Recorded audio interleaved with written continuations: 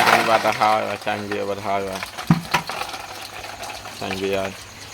នេះអត់ទេដៃអូលុតចេញហ្នឹងជំរាបសួរបងប្អូនយប់នេះខ្ញុំនឹងធ្វើចលែងជាមួយនឹងបងប្អូនខ្ញុំដើរកោមម្នាក់មួយនេះគឺទៅទិញកោមថ្មីមកទិញកែវឆ្លោះហើយអានេះថ្លៃបងប្អូនថ្លៃហើយខ្ញុំទិញតាមអនឡាញចប់ហើយបងប្អូនអត់មានភ្លឺអីឆ្លោះតែគូតកែវឆ្លោះមើលមិនឃើញហ្នឹងហើយអានេះទិញថ្មីភ្លឺខ្លាំងមកគេហើយទិញនៅតាមភូមិទេហើយតម្លៃធូរថ្លៃដែរទេហើយខ្ញុំនឹងដាក់ចលែងជាមួយបងខ្ញុំតែរហូក្តាមរងកែបរោឆ្លោះត្រីពីណាបានច្រើនជាងពីនឹងជាអ្នកឈ្នះហើយទៅ3នាក់បងទៅ3នាក់ហើយបងខ្ញុំមួយទៀតនៅនោះវានេះកុំរបស់វាហើយកុំអានេះផ្សេងទេចង់ដឹងថាចាំមើលបងទស្សនាវីដេអូហ្នឹងពីណាបានច្រើនជាងទស្សនាវីដេអូដល់ចុងក្រោយចង់ដឹងថាពីណាច្រើនជាងពលឺកោមដែលខ្ញុំថតបង្ហាញថ្ងៃមិញបងប្អូននេះចាស់កោមហើយថ្ងៃហ្នឹងវាបានកោមថ្មីចាំមើលវាបានរួចថ្លៃកោមអត់ទេបងប្អូនថ្លៃកោមវា$10ហើយក្តាម1គីឡូ5000ដឹងរួចអត់ទេចាំមើលចេញដល់ថ្ងៃហ្នឹងហើយពលឺបងប្អូនអើយស្រួលថតមែនទេបងប្អូននេះបើសិនទៅវាលវិញខ្ញុំទិញអាកោមនោះខកបងប្អូនទៅវាលវិញបានកោមម្នាក់អែមអត់ឯនេះច្បាស់ទេខ្ញុំគាត់មើលបន្ទាប់ពីយើងចេញពីផ្ទះបងប្អូនហើយមកដល់ទីតាំងនៅត្រូវឆ្លោះបងប្អូនខំសិតឡើងចង់ឈ្នះគ្នាបងប្អូនខំប្រឹងប្រជែងគ្នាថាវាបានត្រីបានខ្យងក្តាមច្រើនជាងហើយខ្ញុំដើរក្រោយឃើញតែប្អូនខ្ញុំបន្ទាប់ខ្ញុំឃើញហូតមួយប្អូនខ្ញុំមួយទៀតហ្នឹងគ្មានបានទេឃើញចាក់ក្រោយបាទប្អូនខ្ញុំទៀតវាក្រុងរត់បងប្អូនក្រុងរត់ដាក់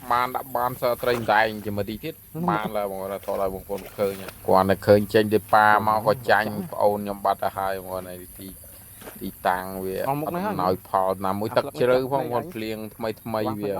ទឹកត្រឹមចិត្តត្រឹមជង្គង់ហើយទឹកច្រើនហើយណាមួយកោមតែងមកខកទៀតហ្នឹងកា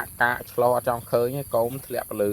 ទិញបរាជ័យសំបីទៅតាំងពីទិញកោមទៅហើយតែអញ្ចឹងចាញ់គេតាំងពីដើមទីបាត់ទៅហើយបងប្អូនហ្នឹងហើយបងប្អូនដឹងតែខ្ញុំបរាជ័យបងប្អូនភ្លេចជួយចុច like subscribe ណាមួយផងអរគុណទុកមុនពុកម៉ែបងប្អូនស្រឡាញ់ពេញចិត្តវីដេអូក្នុងការនៅតំបន់វាលស្រែនៅស្រុកស្រែចំការមានតែវីដេអូខ្ញុំទេដែលធ្វើ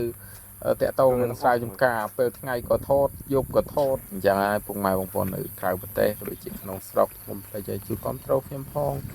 នឹងមានទឹកមាត់លេបានពុកម៉ែបងប្អូនគ្រប់គ្រងខ្ញុំនឹងមានសង្ឃឹមតជីវិតនៅក្នុងបណ្ដាញសង្គម YouTube តទៅមកពីនោះទេខ្ញុំនឹងលះបង់បរាជ័យមួយសារទៀតនឹងគឺលេងឃើញមុខខ្ញុំទៀតបងប្អូនហ្នឹងហើយបងប្អូនហើយបន្ទាប់ពីខ្ញុំឆ្លោះហ្នឹងហើយវាអត់បានបងប្អូនទៅវិញឯងក៏លួចទៅអើតមើលបងប្រុសរបស់ខ្ញុំមិនចង់ដឹងថាវាបានប្រមាណដែរហើយ